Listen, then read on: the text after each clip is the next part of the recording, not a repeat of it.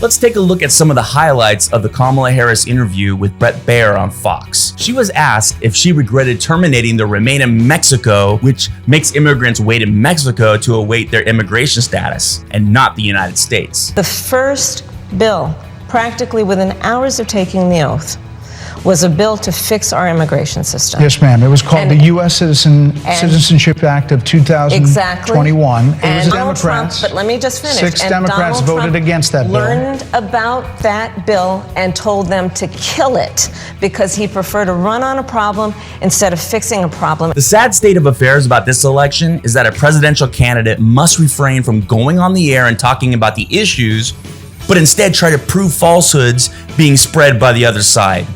It's like something out of Putin's playbook. If he's as bad as you say, that half of this country is now supporting this person who could be the 47th president of the United States, why is that happening? This is an election for president of the United States. It's not supposed to be easy. I know, but it's not supposed to be. It is not supposed to be a cakewalk for anyone. So are they misguided, the 50%? Listen, are they stupid? What is it? I would never say that about the American people. I will. Those maggots are fucking dumbasses. They are an embarrassment and disgrace to the American dream. The sooner they are eliminated, the greater America will be. But I believe her. I don't think she's thinking like me. I'm petty. Call me Tom.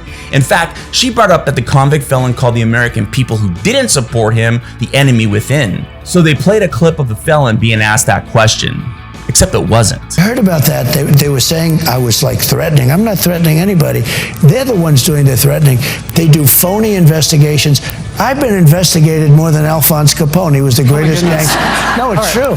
No, but think of it. It's called weaponization of government. It's a terrible thing. And this is when Kamala stood up, unzipped her fly, and showed America her huge ball. Brett, I'm sorry, and with all due respect, that clip was not what he has been saying about the enemy within, that he has repeated when he's speaking about the American people. That's not what you just showed. He was asked about that specific... No, that's not what you just showed. In all fairness and respect to you, that was the question that we asked him. He didn't show that, and here's the bottom line. He has repeated it many times, and you and I both know that. And you and I both know that he has talked about turning the American military on the American people. He has talked about going after people who are engaged in peaceful protest. He has talked about locking people up because they disagree with him. This is a democracy.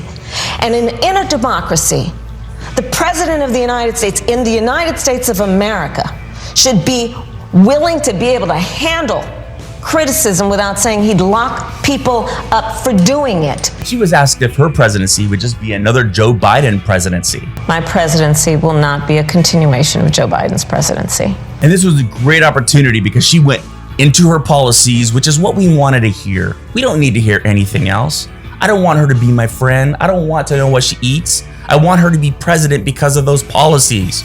And then Bret tried to get her to admit that she knew all along that Joe Biden was unfit to be president. I think the American people have a concern about Donald Trump, which is why the people who know him best, including leaders of our national security community, have all spoken out. Even people who worked for him in the Oval Office, worked with him in the Situation Room, and have said he is unfit and dangerous and should never be president of the United States again, including his former vice president, which is why the job was open for him to choose another running mate. So that is a fact. That is a fact. Truth.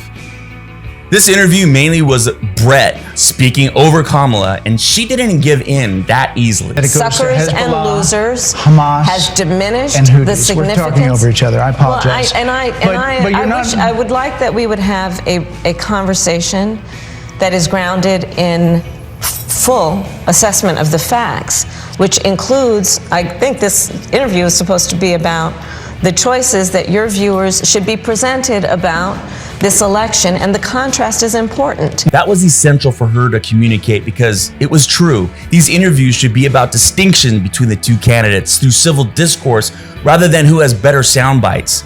And a lot of the right-wing talking heads agree. At times, especially when she was trying to go after Donald Trump, she was fairly effective in that to try to get her point of view across. She should be pleased with how she performed this evening. Well, she was combative and energetic, and she certainly landed some blows on Donald Trump. That was a home run because she sent the one message that needs to be sent, which was, I will go anywhere at any time and show the courage necessary to speak to every American, because that's what a real president does.